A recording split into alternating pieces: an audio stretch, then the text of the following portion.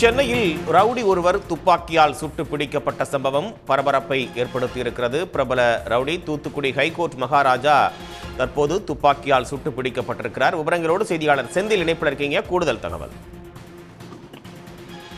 தூத்துக்குடியைச் சேர்ந்த பிரபல ரவுடியும் கூலிப்படை கும்பல் தலைவனுமான ஹைகோர்ட் மகாராஜாவை கிண்டி ரேஸ்கோர்ஸ் மைதானம் அருகே தனிப்படை போலீசார் துப்பாக்கியால் சுட்டு பிடித்துள்ளனர். அவரது காலில் துப்பாக்கியால் சுட்டு பிடித்துள்ளனர். தற்போது அவரை அருகில் உள்ள மருத்துவமனைக்கு தற்போது அழைத்து சென்றிருக்கிறார்கள். கடந்த வாரம் ஆதம்பாக்கம் அதேபோல வேளச்சேரி பகுதியில் ஒரு கும்பல் ஒரு நகைக்கடை அதிபரின் மகனை கடத்தி பணம் பறிக்க திட்டமிட்டிருந்தது.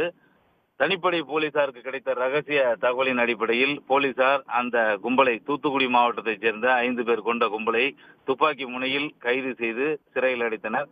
இந்த நிலையில் அந்த கும்பலை சேர்ந்தவர்கள் கொடுத்த தகவலின் அடிப்படையில் தூத்துக்குடியைச் சேர்ந்த பிரபல ரவுடியும் கூலிப்படை கும்பல் தலைவனுமான ஹைகோர்ட் மகாராஜாவை போலீசார் கைது செய்தனர். இந்த நிலையில் இங்கு போலீசாரை கிண்டி ரேஸ்கோர்ஸ் மைதானம் அருகே போலீசாரின் பிடியிலிருந்து அவர்களை தாக்கிவிட்டு தப்ப முயற்சித்த போது போலீசார் அவரை துப்பாக்கியால் தற்காப்புக்காக சுட்டு பிடித்திருக்கிறார்கள். தற்போது அருகிலுள்ள மருத்துவமனையில் ஹைகோர்ட் மகாராஜா அனுமதிக்கப்பட்டுள்ளார். இவர் மீது ஏற்கனவே கொலை, கொள்ளை, ஆள் கடத்தல் என 20க்கும் மேற்பட்ட வழக்குகள் நிலுவையில் உள்ளதாக போலீசார் தெரிவித்திருக்கிறார்கள்.